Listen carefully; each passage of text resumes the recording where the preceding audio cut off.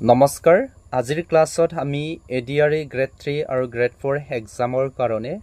মেথছৰ most important তিনটা MCQ question আলোচনা কৰিম একেটা কোৱেশ্চন এডিআৰই গ্ৰেড 3 এক্সামতো আহে বা গ্ৰেড 4 এক্সামতো আহে সো আমি ক'ব নোৱাৰো যে এইখিনি কোৱেশ্চন অকল গ্ৰেড 3 আহিব পাৰে বা গ্ৰেড 4 এক্সামত আহিব পাৰে বুলি সো আমি চাম এতিয়া এক নম্বৰ কোৱেশ্চনত কি দিয়া আছে আৰু এক নম্বৰ কোৱেশ্চনটো মই অহসভাৱে বুজাই দিছো ইয়াতে আমাক কৈছে যে এয়াৰ ইনকাম বিৰ ইনকামতকৈ কি বুলি কৈছে বেছি অল বিৰ ইনকামতকৈ বেছি কিমান পাৰ্সেন্ট বুলি ক'লে 10% ঠিক আছে এতিয়া আমাক উলিয়াব কৈছে যে বিৰ ইনকাম এয়াৰ ইনকামতকৈ কিমান পাৰ্সেন্ট কম বিৰ ইনকামটো এয়াৰ ইনকামতকৈ কিমান পাৰ্সেন্ট কম আমি উলিয়াব লাগে কম মানে মাইনাস ঠিক আছে এতিয়া এনেকুৱা কোৱেশ্চন আমি যদি কৰো তেতিয়ালে মই ইয়াতে এটা ট্ৰিক্স দি দিব পাৰো যেতিয়া more than বুলি কয় যেতিয়া more than উলিয়াব কয় তেতিয়ালে ইয়াতে প্লাস বুলি ভাবিব লাগে মানে আমি এটা ফৰ্মুলা মনৰ ৰাখিব লাগিব more than বুলি কোৱাৰ লগে লগে এই ফৰ্মুলাটো এপ্লাই কৰিব লাগিব মই ইয়াতে লিখি দিছো ফৰ্মুলাটো ইয়াতে ৰিকুইৰমেন্ট পাৰ্সেন্টেজ আমাক উলিয়াব কৈছে ৰিকুইৰমেন্ট পাৰ্সেন্টেজ অল ইয়াতে কি কৰিব এটা ফৰ্মুলা আছে r divided by 100 লিখিব ঠিক আছে প্লাস r লিখিব তাৰ পিছত ইয়াতে লিখিব ইনটু লিখিব 100% ঠিক আছে তাৰ পিছত এই ফৰ্মুলাটো মনৰ ৰাখিব লাগিব এই ফৰ্মুলাটো মাস্ট বি মনৰ ৰাখিব লাগিব ঠিক আছে তেতিয়াহে এনেকুৱা কোৱেশ্চন কৰিব পাৰিব এতিয়া সাম কেনেকৈ এই ফৰ্মুলা থ্ৰই দি 10 সেকেন্ডৰ ভিতৰত আমি সলিউশন কৰিব পাৰো r মানে কি r মানে এই পাৰ্সেন্টেজৰ ৰেটটো কি বুলি কয় r কিমান আছে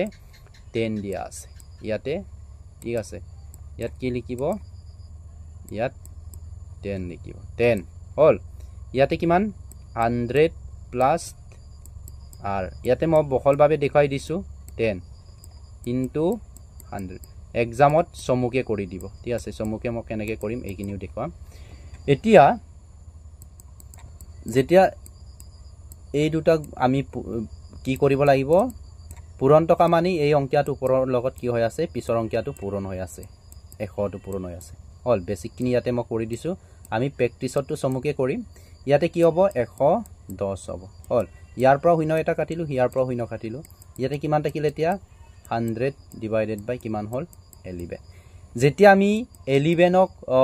100ক যেতিয়া 11 এৰে হৰণ কৰিম তেতিয়ালে আমাৰ এনসাৰটো হ'ব 9/1/11 কিছুমানে কিন্তু ইয়াত কনফিউজ হয় কেনেকৈ হল 1 টু কৰ পৰা আইলে বা 11 কৰ পৰা আইলে বা 9 কৰ পৰা আইলে সো ক্লিয়াৰ কৰি দিছো ইয়াতে কি আছে 100ক আমি কিৰে হৰণ কৰিব লাগে 11 হল ইয়াতে 9 11 কিমান হ'ব 99 9 11 কিমান হ'ব 99 ইয়াতে বাকি থাকিল কিমান 1 এতিয়া আমি যিখিনি ৰিজাল্ট পালো এই ভাগফল বুলি যাক কং ইয়াত লিখি দিব লাগিব আৰু ৰিমাইন্ডাৰ যিখিনি বাকি থাকিলে এইখিনি ইয়াত লিখিব লাগিব এইটো প্লেছত আৰু যেটো সংখ্যাৰে আমি যাক ভাজক বুলি কং যেটোৰে আমি ডিভাইড কৰিছো এটো ইয়াত লিখিব লাগিব সো এনেকুৱা হৈছে সো আমাৰ এনসাৰ কি হ'ব এইটো 9/1/11% কোনটো উত্তৰ হ'ব আমাৰ অপচন বি টো শুদ্ধ উত্তৰ হ'ব ঠিক আছে এতিয়া সেকেন্ড কোৱেশ্চনটো চাল more than টকা এতিয়া less than টকা এটা কোৱেশ্চন চাম less than টকা কোৱেশ্চন বিলাক কেনেকৈ কৰি এতিয়া চক এই অংকটো ইয়াতে less than দিয়া আছে ঠিক আছে ইয়াতে কি দিয়া আছে less than দিয়া আছে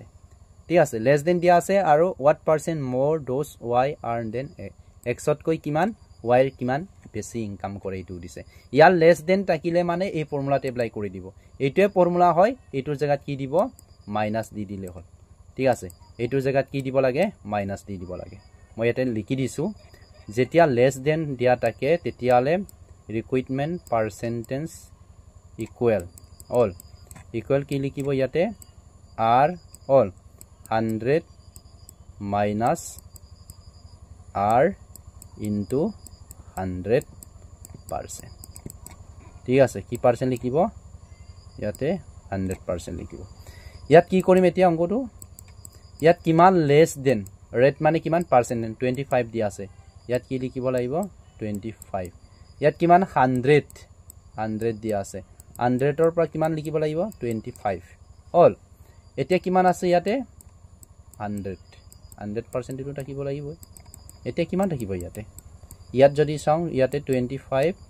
দি আছে ৰ ইয়াতে আমাৰ কিমান আহিব একেটা ফৰ্মুলা যদি মনত থাকে ন আৰে কি হৈছে আকৌ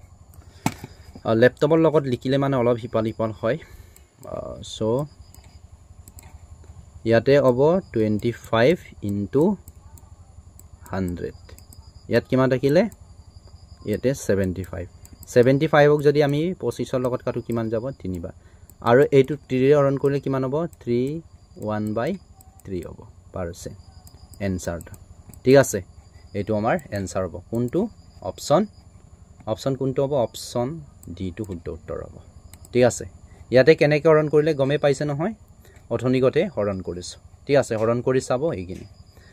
আৰু আমি এক্সামত এনেকৈ কৰিব নালাগে ইয়াতে ডাইৰেক্ট বহাই দিব ইয়াতে 10 আছে ইয়াতে 10 ৰ পৰা 25% বুলি জানোৱে নহয় এনেকৈ মাইনাস কৰি দিব শৰ্টকে অল এটা নেক্সট কোৱেশ্চনটো চাইছো নেক্সট কোৱেশ্চনত কি দিয়া আছে নেক্সট কোৱেশ্চনত কি দিয়া আছে অল এই কোৱেশ্চনটো মোক এজনে পঠাইছিল গ্ৰেড 4 ৰ পেইড কোৰ্সত টকা এজন মানে ইয়াতে আমাক কৈছে যে দুটা সংখ্যাৰ লসাগু 40 আৰু ইহঁতৰ গসাগু কিমান 4 ইহঁতৰ দুটাৰ পাৰ্থক্য বুলি ক'লে সদায় মনত ৰাখিব লাগে মাইনাস পাৰ্থক্য মানে কি হ'ব minus difference mean what minus এটা সেই কোৱেশ্চনটো কৰিম কেনেকৈ কৰিম চাব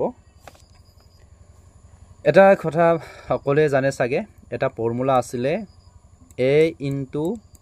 b equal ACF and LCM ঠিক আছে কি আছিলে LCM এটা এই দুটাক যদি মই পূৰণ কৰোম কি হ'ব এই দুটাক যদি মই পূৰণ কৰোম তেতিয়া ডেফিনেটলি AB into কি হ'ব ACF কিমান আছে 4 দিয়া আছে ইয়াত কিমান আছে LCM কিমান আছে 40 দিয়া আছে এইটো দিয়া আছে নে 40 দিয়া আছে LCM সো ইকুৱেল কিমান পালো বুলি ক'লে AB ইকুৱেল টু কিমান হ'ব এতিয়া AB ইকুৱেল টু কিমান হ'ব 160 কিমান পালো 160 তাৰ মানে কি হ'ব 160 এতিয়া এনেকুৱা কোৱেশ্চন কৰিবৰ কাৰণে এটা ফৰ্মুলা ইউজ কৰিব লাগিব ঠিক আছে এতিয়া এটা আমি কৰিম এতিয়া আমাক দিয়া আছে যে a - b all a - b কিমান দিছে a - b মানে দুটা অংকিয়া হল ইয়াতে কৈছে অংকিয়া দুটাৰ পাৰ্থক্য 12 অংকিয়া দুটা কি a আৰু b আছিলে ইয়াৰ পাৰ্থক্য কিমান 12 ঠিক আছে কিমান পালো 12 অংকিয়া দুটা a আৰু b বুলি ধৰিলো এটো কিমান পালো পাৰ্থক্যটো 12 এতিয়া আমাক উদিছে যে ইহঁতৰ যোগফল যোৱা বছৰ এই কোৱেশ্চনটো আহিছিল ইহঁতৰ যোগফল কিমান হ'ব দিছে সো এই কোৱেশ্চনটো লিয়াবৰ কাৰণে এই ফৰ্মুলাটো মনত ৰাখিব a + b all square equal a minus b all square ঠিক আছে plus 4ab ঠিক আছে 4ab ইয়াতে a minus b কিমান পাইছো a minus b কিমান 12 স্কয়ার কৰি দে অল স্কয়াৰ কৰি দিলো 12 স্কয়াৰ কৰি দিলো ঠিক আছে কিছুমানে বুজি না পাব পাৰে 12 মানে এনেকে স্কয়াৰ কৰিছো এনেকে স্কয়াৰ কৰা আৰু এনেকে কৰা সেম অল প্লাস কিমান হ'ব ইয়াতে 4 আছে a বিৰ মান কিমান পালো a বিৰ মান কিমান পালো 160 পাইছে এটো a বিৰ মান কিমান 160 ইয়াতে মই লিখিলো 160 লিখিলো 160 এতিয়া এই দুটাক যদি 12 কিমান দুটা 12 আছে ইয়াতে তাৰ মানে স্কয়ার হৈ আছে মানে এনেকা দুটা 12 হৈ আছে ঠিক আছে প্লাস কিমান হ'ব এই দুটাক যদি কৰো 640 হ'বনে নাই এই দুটাক পূৰণ কৰিলে আমি কিমান পাম 14444 plus 640 হল মনত ৰাখিবা এইটো কোৱেশ্চনটা আহি আছে নেটনে হল মানে তাৰ মানে কি হল a plus b all square equal to আমি টোটাল পালো কিমান পাম এতিয়া কিমান পাম এই দুটাক যদি পূৰণ কৰা হয় যোগ কৰিলে কিমান হ'ব যোগ কৰিলে আমাৰ কিমান হ'ব টোটাল এতিয়া যোগ কৰি চাও 144 অল ইয়াতে 6 40 ইয়াতে 4 আইব ইয়াতে 8 ইপালে 784 কিমান আইব টোটাল 784 কিমান হ'ব 784 অল ইয়াতে স্কয়ার আছে স্কয়ার a plus b এটু স্কয়ার কৰি দে এটুকু